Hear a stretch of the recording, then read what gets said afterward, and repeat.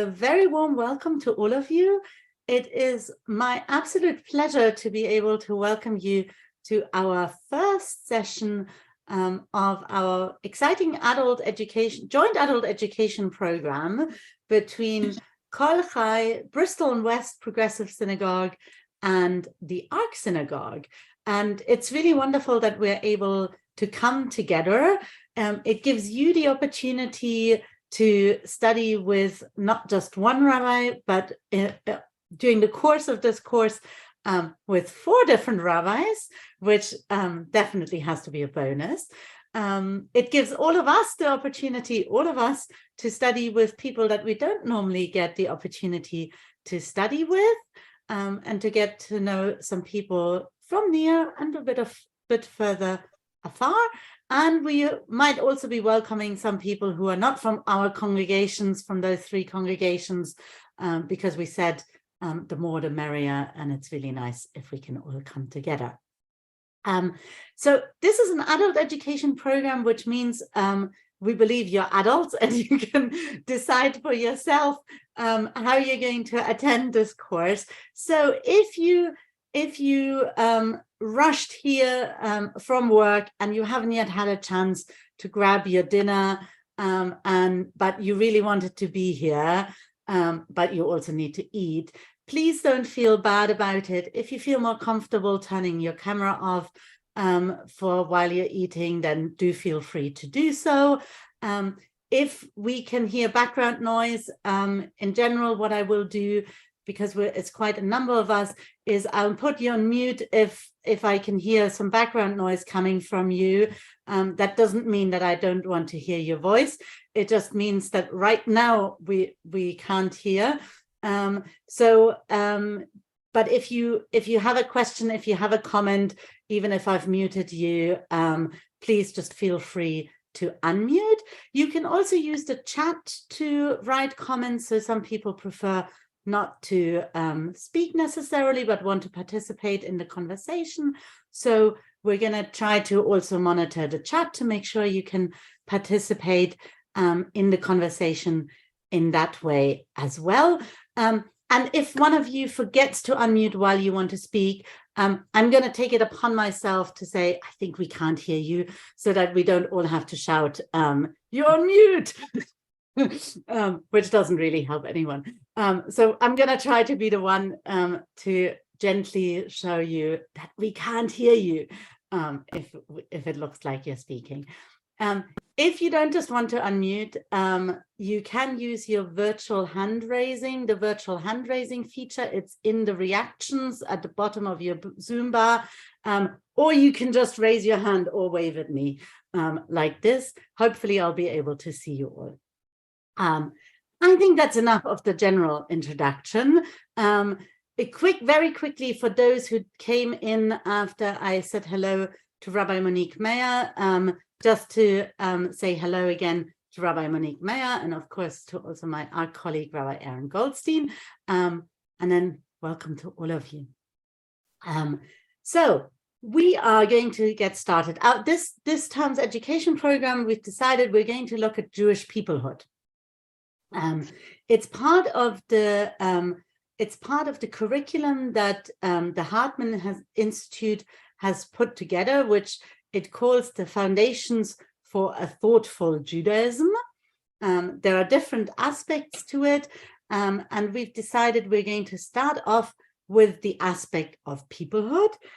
For those of you who were very observant, for those who registered by yesterday, 5 o'clock or something like that, I had already sent you the source sheet, so in case you prefer to have it printed out. For those of you who were very observant, you will have noticed that there are some pages missing.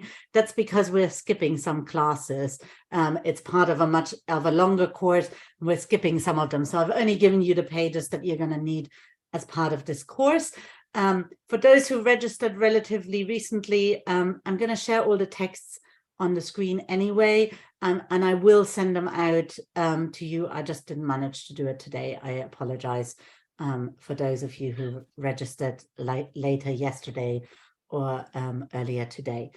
So we are looking at peoplehood, And the first category, the first session where we're going to look at is, the topic is peoplehood in the hierarchy of Jewish values. I think it's a useful introductory session to think about how do we think about peoplehood in relation to all the other values of Judaism. So in particular, what we're going to look at is, what is the relationship between the ideal of Jewish peoplehood, the importance of this concept of being a people, and other ideals of Jewish life. Now, if you'd had to throw out, this is supposed to be interactive, if you had to throw out any ideal of Jewish life, can you think of something else, another ideal of Jewish life other than peoplehood? You don't have to be shy, or you can put it in a chat if you're shy. Tikkun Olam, for example. Tikkun Olam. Tikkun Olam. So Tikkun Olam, repairing the world, right? That's a Jewish value, right? You can do that by yourself. You don't need to be part of the Jewish people in a sense. You can just, do your bit, whether that is by being kind to someone, or whether that is by looking after nature. You can just do that by yourself. Any other suggestions? Yes, Angela. Education and learning. Learning, and I missed the first one, sorry. Education. Great. Mina, you had your hand up. All Jews are responsible for each other. So all Jews are responsible for one another. Here we're getting a bit to the peoplehood thing, right? We're going to come to that, I think, with text number 1. Excellent. Anyone else had their hand up? Paul had in the chat tradition. Oh, tradition. Wonderful. So tradition, interesting one, right? Kind of, it's a little bit about the individual, as in like, how do you interpret the tradition that was passed down to you? But there is a little bit of a peoplehood component to it because it comes from before. Paul, do you want to expand on that? Oh, yeah. No, other Paul, sorry.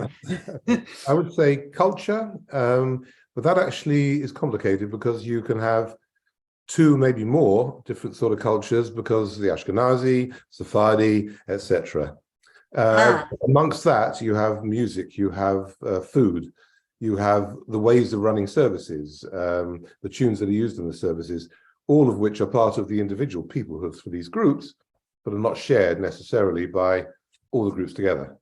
Very interesting. So very interesting, of course, when we think about Jewish peoplehood, is there one people or is there peoples? We're probably not going to get to the peoples bit, but we are exploring peoplehood for 5 sessions, so we don't have to get through everything at first. John talks about family, right? Family is a little bit different to peoplehood, right? Family is about the nuclear family, maybe, of the values around your core family.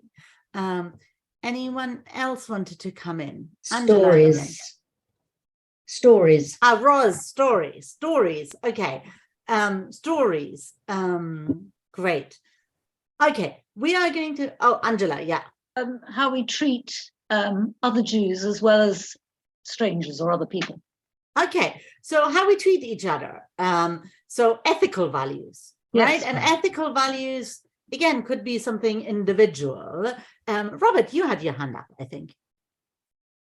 Yeah, celebrating the cycle of Jewish festivals. Right. Which is not something you can do on your own.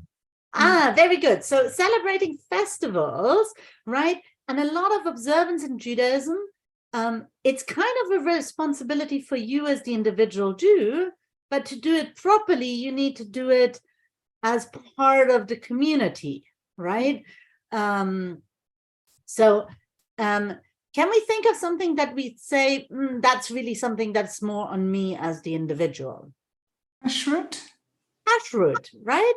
Kashrut. Of course, it has like a communal component when we come together, but it is something that is like it's for us as the individual to observe. So we see there's lots of overlap.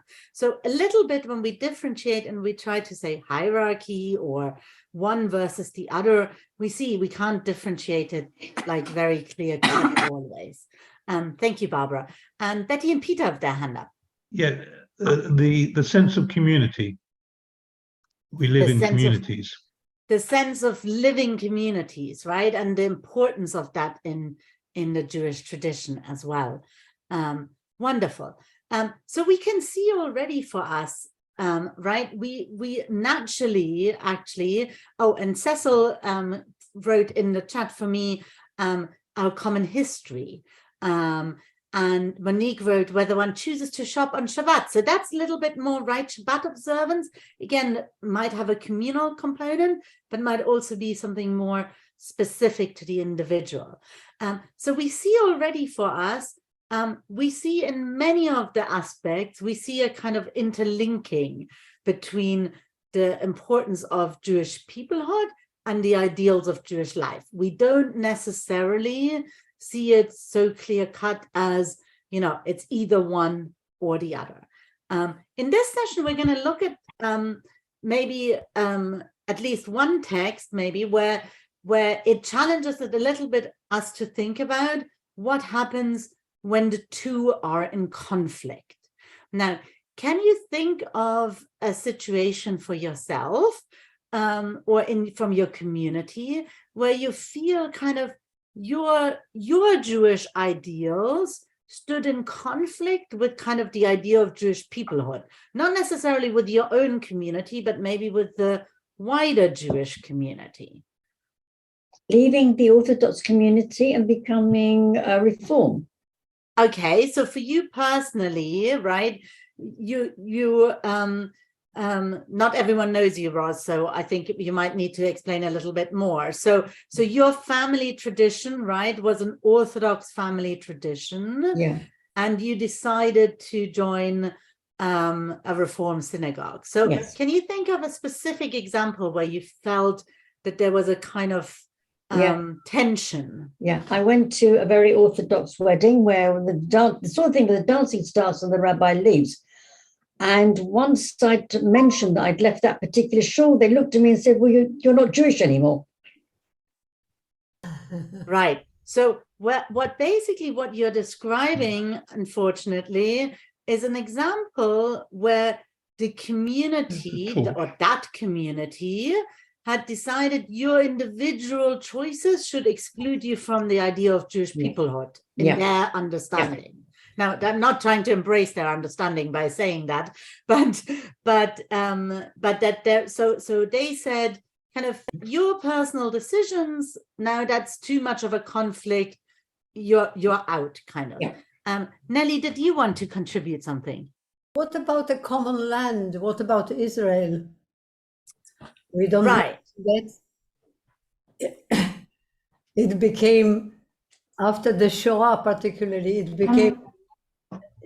it had such an importance in uniting the remaining Jewish communities of Europe. So the things that hold us together, right? And that could be the physical thing of actually the real physical thing of a physical space. And yet when we think about Israel as well, right, basically from the foundation of the state of Israel, there was a discussion about who's in and who's out, who is a Jew according to the definition of the state of Israel. And actually what we're seeing, and we're not going to spend any time on that right now, but what we're seeing with the new government coalition, right? One of the first things they're saying is we want to ask that question again of who is in and who is out, a little bit like what Roz described from her experience.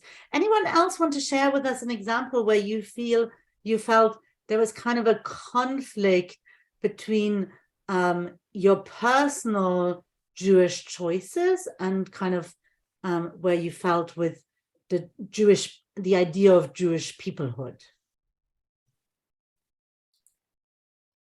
Mina. Yes, I refer to God as Hashem, because for the name God for me has a lot of connotations that are not Jewish. So I find, but in my Reform synagogue, some people feel uncomfortable with that. They think I'm being orthodox by using that. Right. So very interesting. So your personal choice about language, because one thing that we do as a community, right, as a Jewish people, is we define language, and we hear how language helps us to categorize. Very interesting example. I see Celia had her hand up as well. Yes, as a very British liberal Jew, when I'm in France, where I've lived officially permanently for more than 50 years now, I think our version of liberal Judaism and my version of liberal Judaism has surprised, not to say perhaps shocked, some people whose point of reference, and we had that very much in the small community in Grenoble when I started out. I felt lots of people were looking over their shoulder to see what their friends and others in the mainstream sort of equivalent United were doing. So anything we were doing was not quite sure it was right. So that Jewish people are sometimes like kind of is as if it's like sets a bar for us, maybe, and maybe, you know, who gets to set that bar. Very good, lovely contributions. We're going to come to our first text, I think. We're going to look at our first text. So for those of you who decided to open the document on your own machines or print it out, we're on page 7 of your sources. And I'm going to share the text on the screen. Hopefully that's going to work. And then I just need to get you all back so I can actually see who wants to contribute and so on. So we've got our first text by Maimonides. Maimonides, also known as Rabbi Moses ben Maimon, right? 12th century rabbi, legal scholar, philosopher and doctor, very well known, one of the major Jewish philosophers of the medieval period.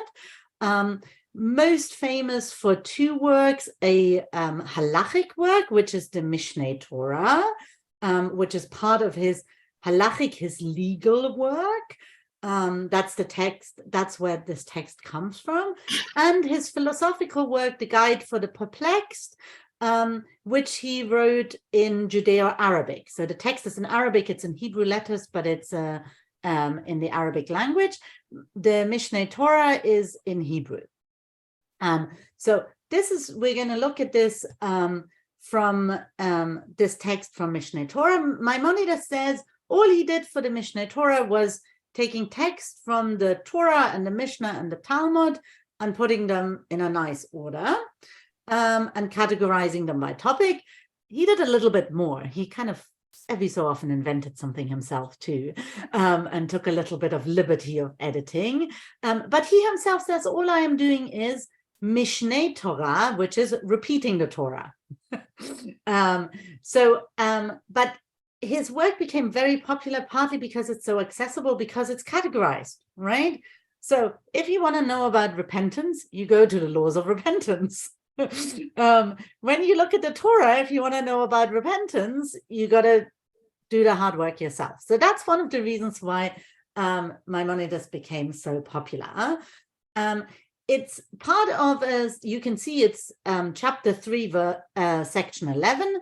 There are numerous sections about repentance. Not all of them focus on the idea of community, but this one, so actually most of them focus on what do we have to as individuals do to ask for repentance.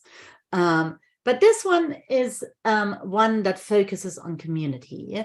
Maybe somebody who hasn't yet said anything wants to read for us. And if nobody who hasn't yet said anything wants to read for us, then somebody who has already said something can read for us.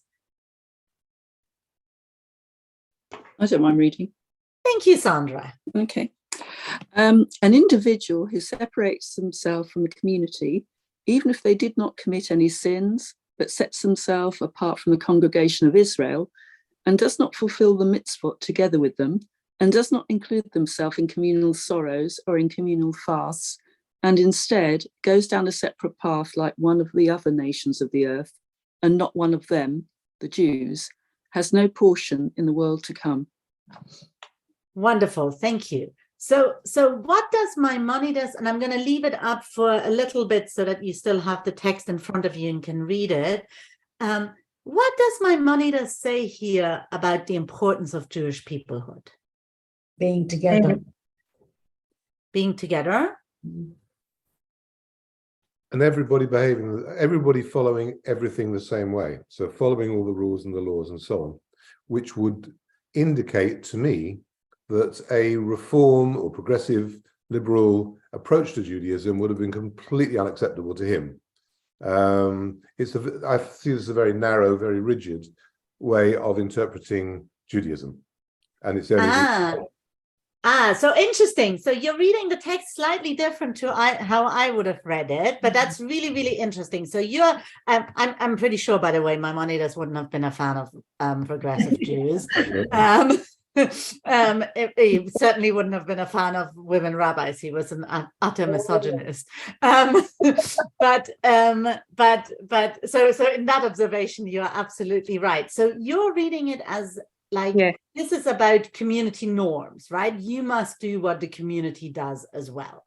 Did anyone read it differently? I read it differently, but Nova, do you want to have a go? Certainly. I read it more as that he defines being Jewish as also making an active effort to be part of this community that calls itself Jewish. So that a part for him of being Jewish is to be part of this community in whatever way. So a very sort of liberal interpretation of this wouldn't see this as really clearly setting boundaries on who is or who isn't Jewish, but more like if you are trying to be part of this community and you are trying to be on that same path, that makes you Jewish. That is a more, I know that there's like different ways of looking at the same quote and seeing it as either very negative or very positive, but I don't know. Thank you. I think this is that's the whole point of this study session, that we look at texts and we look at them and see them from different angles. So a couple of people said, Rebecca said she also read it like Paul did, whereas John, I think, said a bit more what Nova said about taking part. Sharon, we're going to come to your question about what does he mean by community in just a second. I saw Betty and Peter, I think, had their hand up as well. Oh, sorry, I accidentally muted you. Okay. That's my fault, sorry. I read it as saying that you can't be really Jewish, you can't be part of the Jewish peoplehood unless you are part of the community. It doesn't mean to say that you have to do everything the community does, but within certain bounds, obviously, you can't do things which the community will find abhorrent or justify expelling you from the community. But it says you have to participate in the community. You're responsible for the community in the same way the community is responsible for you. Okay, thank you. Very nice. Aaron. I'm struggling with the last few words, has no portion in the world to come. I agree. Is that saying that if you don't commit to being part of the Jewish community and following all the rules, whatever they are, you're not going to heaven, or what? Basically, so this phrase, he has no portion in the world to come, is a phrase that Maimonides uses when he says, well, you really ought to get punished, divinely punished, but we might not see you getting punished. So in our world, God doesn't come down and strike you down with fire immediately. Yeah. So you might be thriving and it might look like you're doing so well as the person who has separated themselves from the community, but beware, there won't be a place in the world to come for you. Maimonides is not very specific how he defines the world to come. And certainly not everyone thinks of it as kind of heaven. And there's a lot of rabbinic, this phrase, the Olam Haba, there are many very different interpretations of it. It's basically Maimonides saying, like, you are going to get punished even if it isn't happening in this world. Raphael, and if I mispronounced your name, then please That's correct fine. me. Yeah. I was thinking, do you have to look at the greater context, when Maimonides was writing, where Jews were still a scattered nation, there was still the diaspora, and, particularly in Islamic Spain and in the Caliphate, Jews were often targets of assimilation. So he's almost writing as a way to prevent Jews from losing their individuality outside of the land of Israel, and the fact that they can quite easily convert to Islam and they can become Arabicized in a way. It's almost as Maimonides is trying to use the threat of divine punishment to keep Jews in line. I mean, he doesn't talk about conformity, but he does talk about how an individual who separates themselves, meaning, would that mean someone who joins the Arabs or becomes part of another faith group or community? Is that what he's referring to? Or is it just someone who leaves and doesn't become an apostate, but still has that Jewishness, but in a very individual sense? So I think there's a little bit of numerous things. Maimonides is also very obsessed with the Karaites, who are still seen as Jewish, but they don't accept a lot of the practices that keep community together. So they, for example, don't have the concept of minyan because they only stick to biblical laws and not to rabbinic laws. So he's responding, of course, to a number of things. I think primarily what he's thinking of is also an idea of, can you just be a Jew kind of on a lonely island, right? Is that it's, if you do all the mitzvot, but you never participate in your communal life, have you really participated? I can see Pauline and Jean, if I don't mispronounce your name. And then I think we're going to come briefly to Sharon's question, and then we'll probably have to get to the next aspect of on our next text, because we're having a great conversation. We don't have to do all the text if we don't get to them. But Pauline. Yeah, I agree with Aaron, actually. Looking at this in 2023 and recognizing, as Raphael said, you have to look at the context of the time it was written. I would have problems with this now, since it seems to disrespect all other religions who see their own pathways to God. I struggle also with that last section about having no portion in the world to come. It seems to me very arrogant, and not realizing that other faiths follow their own paths to the world to come. So this is an interesting one. So Maimonides actually was not so intolerant of Islam, interestingly. He was very close to lots of Islamic scholars. I think what Maimonides' answer to this would have been, a Muslim can find a place in the world to come through the Muslim path, but a Jew cannot. So that kind of, depending on, and for Maimonides it was very much which religion you're born into, which people you're born into, that directs you to your path, and kind of different rules apply for the different people.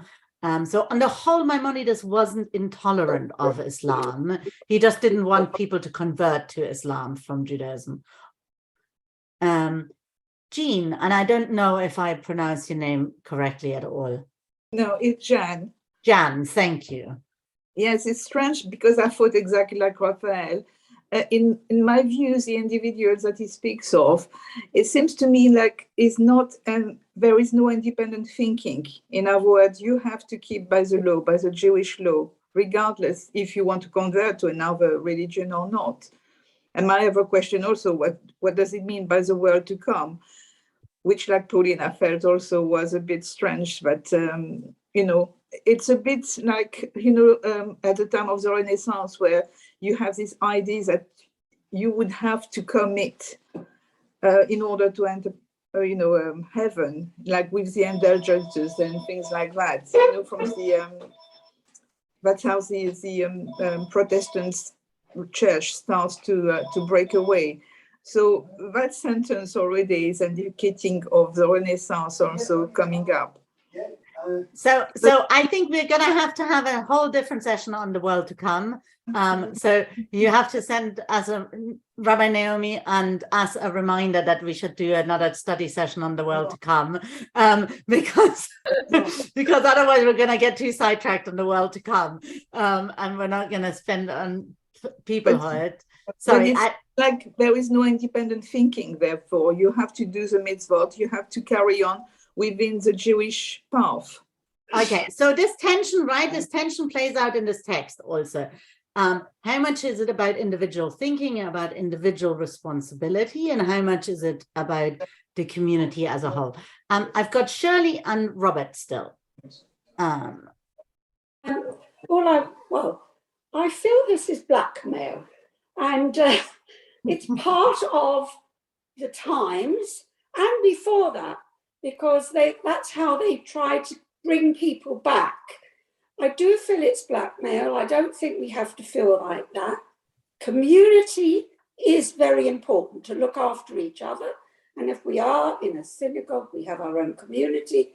I think it's important. But if you are not part of it, you can still be a good Jew. And you can still, hopefully, be able to go wherever you want to go when you die. And I just think this is what Orthodox people are still doing, blackmailing. Okay.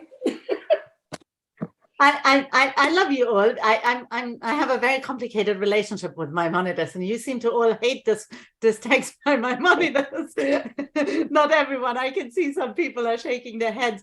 I have a very complicated relationship with Maimonides, so we have a complicated relationship with Maimonides. Robert, and then Pip, and then we really have to move on to the next text. I think that what he's saying here is that if you are part of the community of Israel, the family of Israel, the people of Israel, the fact that you've been born into the people of Israel, you have an obligation to be part of that community, be part of that people. And if you reject that obligation because you decide, actually, I think I'd like to be like the Muslims or like the Incas or like, this one or that one, then you have almost betrayed your obligation. Therefore, you have no portion in the world to come. Bearing in mind, written at a time by, I'm a little bit of a Maimonides fan, but written at a time when the belief was that everything was, in a sense, God given, God determined, whichever your God was, and right down. Although he was a physician in the context of the 12th century, not a physician as we understand it, a physician that had never heard of DNA and antibiotics and so on. So I think what he's saying here is that if you are born as part of the family of Israel, then you have an obligation. And sometimes there are families, probably many families, more than we realize, that would say to another, where people within the family would say to another member of the family, you have an obligation to this family to do X, Y, and Z, or to not do X, Y, and Z. And, you've done something which has broken our family code. So therefore, don't darken our doorstep again. Go, you don't want to be part of our family? That's fine, off you go then.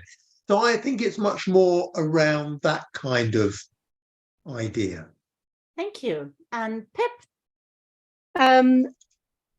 Robert has preempted me to a point because of talking about the time when it was written.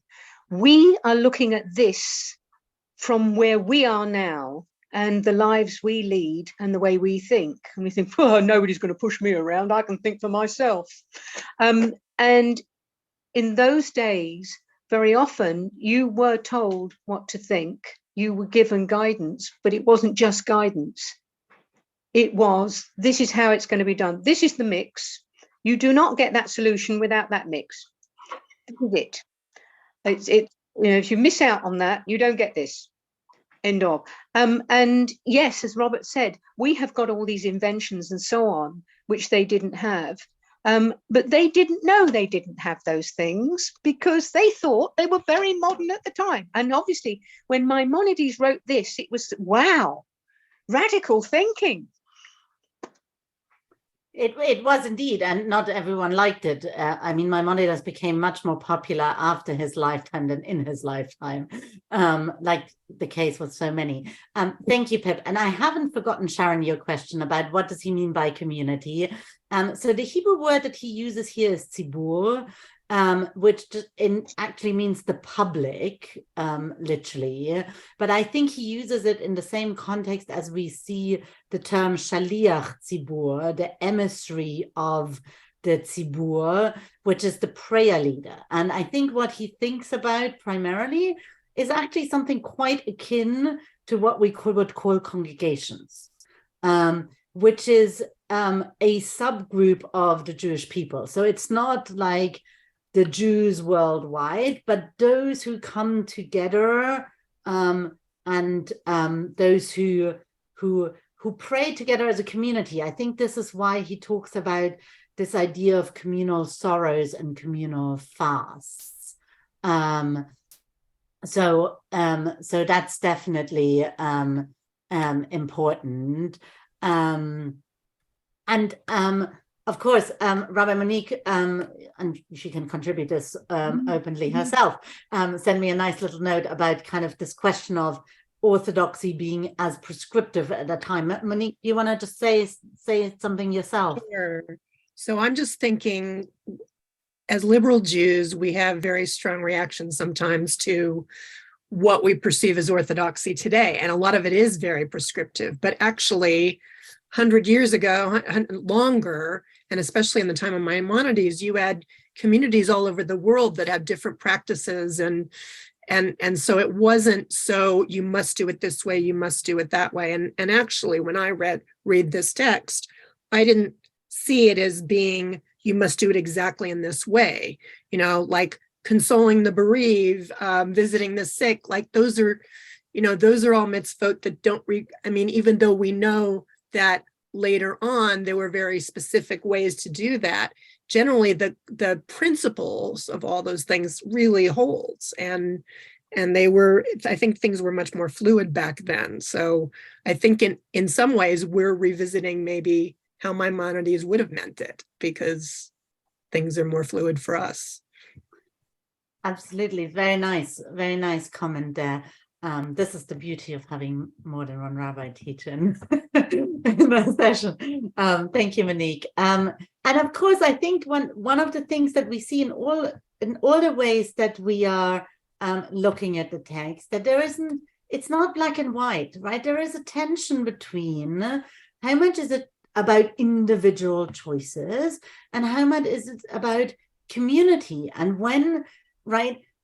We might be a really good practicing Jew, but if we don't take part in communal observances, if we are not there to be part of communal mourning, for example, because we say, well, I'm not mourning, why should I go? And, I should, instead of doing the mitzvah of being there with them while they're mourning, I will do 5 other mitzvot because I can, rack up my mitzvah tally better in my own time. Right? In the end, we know what we'd also be left on our own. So that there is this tension, and I think this is a little bit the tension that Maimonides is trying to remind us of, that we shouldn't think the benefit of the community is necessarily ranked so much lower than other things. We're going to skip the biblical text, and you're going to have to recall the biblical text. So the biblical text that we're skipping is Moses breaking the tablets. It's quite a famous passage, so most of you will be familiar with it, right? Moses goes up on Mount Sinai, receives the 10 commandments. The Israelites make a golden calf. Moses defends them before God, but when he sees the calf, he smashes the tablets. We're not going to spend any time on that story. If you want to spend time on that story, it's coming up very soon in Parashat HaShavua, so you're welcome to join us for Parashat HaShavua on the story with Rabbi Aaron on Fridays at noon. And I'm sure, and I think at Kol Chai you do it before your Saturday morning service, am I right? Parashat HaShavua? Can't remember. Kol Chai also has Parashat HaShavua, and Bristol probably also does. John, help me out. When do you do Parashat HaShavua?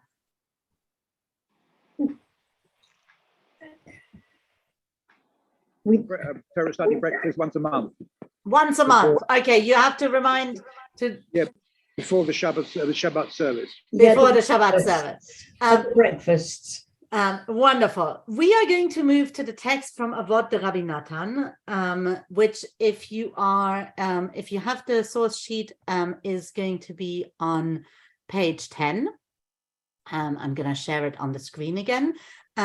Avot de Rabbi Natan, just again as a background, it's a rabbinic text. It's a compilation compiled probably between the 3rd and the 8th century. And it's styled as, it's constructed as an expansion of Pirkei Avot. Most of you are familiar with Pirkei Avot, the ethics of our ancestors, lots of wonderful phrases that we get from it. Pirkei Avot traditionally included in the Siddur, because there's a tradition to study Pirkei Avot on Shabbat afternoon, every Shabbat afternoon, to read all of Pirkei Avot.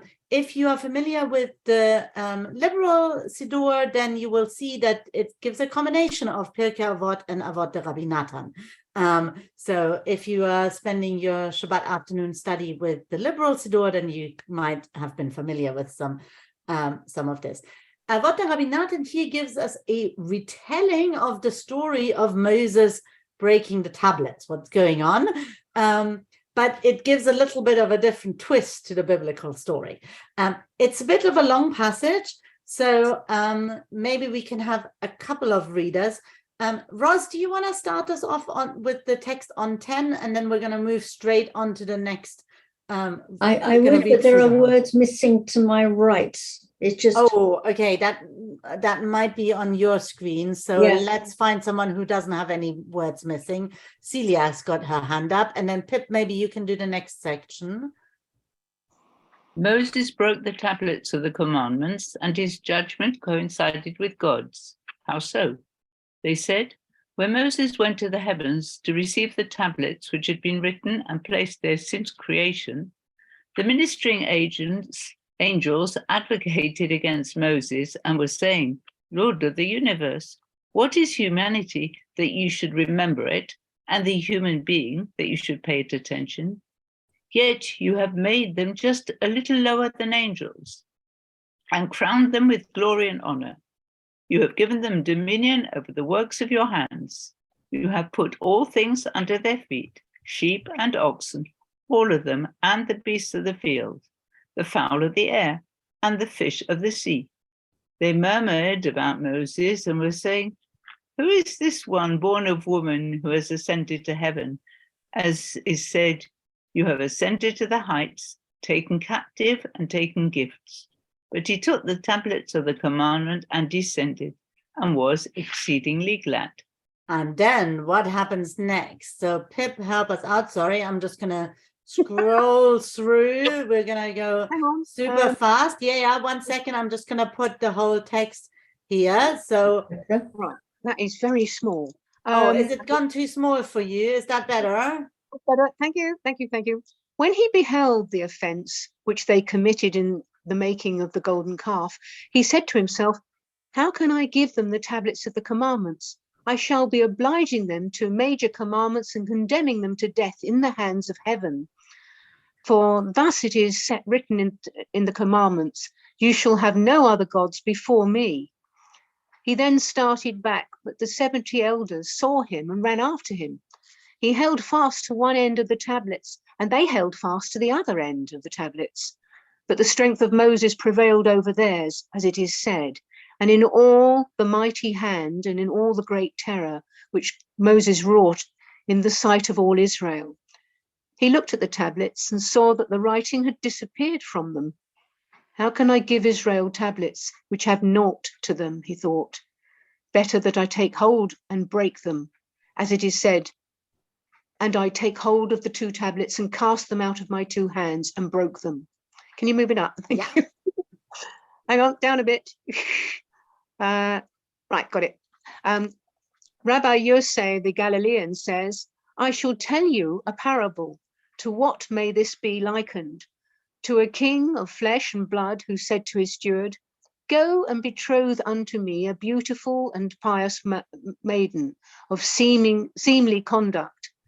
That steward went and betrothed her.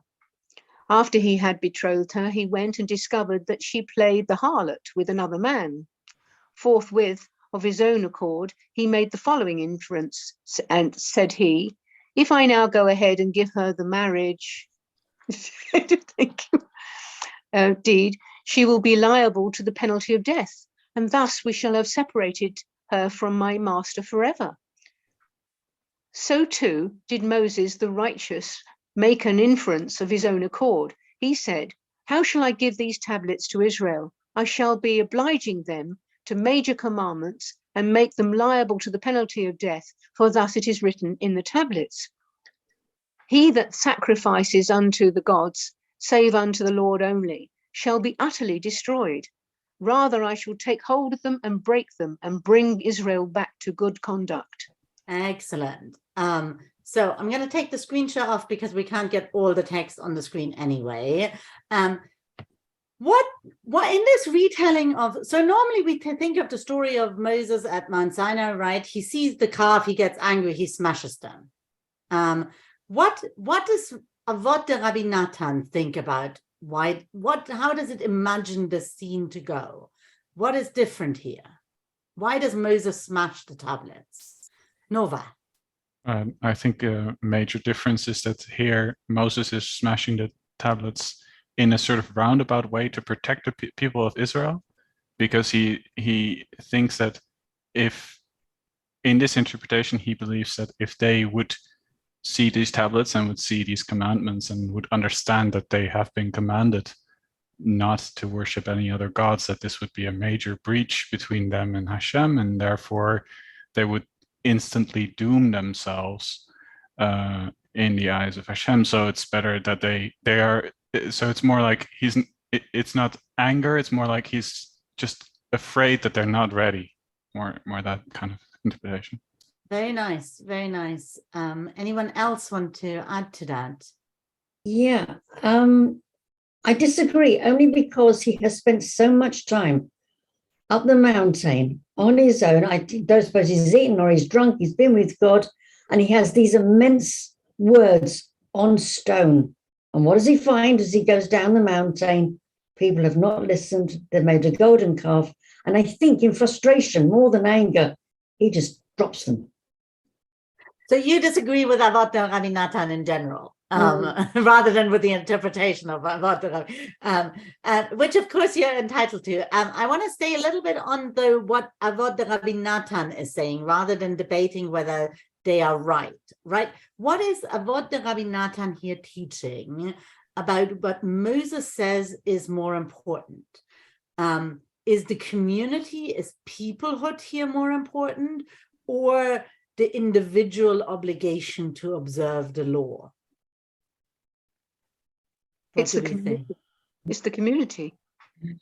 It's for him, it's the community, right? So he recognizes if they get it wrong. Sorry? There's not going to be any people if they get it wrong.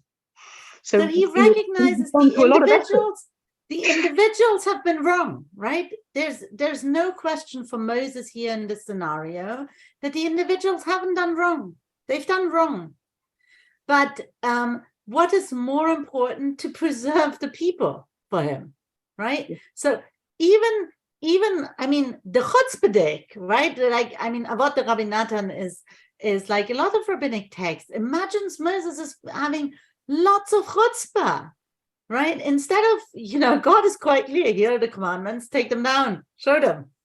If they've been wrong, well, they should be punished, right? We're still in the Old Testament God, as our Christian friends would say, the vengeful Old Testament God, right? This is like what should happen. Avot the Rabbi Natan here says, no, Moses realized what is more important is that we preserve the community, even at the expense of saying, I'm going to smash this, I'm not going to allow them to be held accountable here.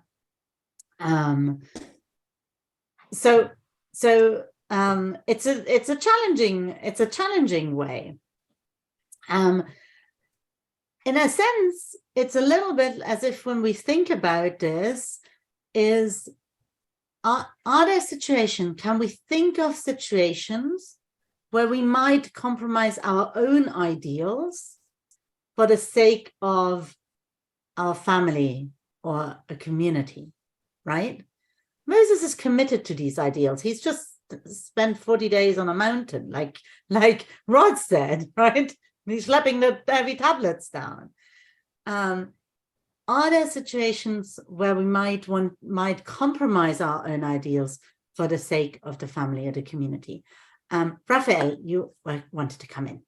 Interesting, because from a secular source, Machiavelli in The Prince depicts Moses as being an ideal leader because of the fact that he's willing to defend his people whilst also standing up to authority. So in this instance, would you say Moses, by defying God, is protecting his people, but also trying to instill with them a sense of gratitude? The idea that he's publicly showing that he can stand up to God in order to protect the Jewish people, but the Jewish people also need to get their own house in order at the same time. Like, do you think there is that sense of essentially quid pro quo with Moses' behavior, or do you think he is truly sincere in defying God, just for non-political means, for example?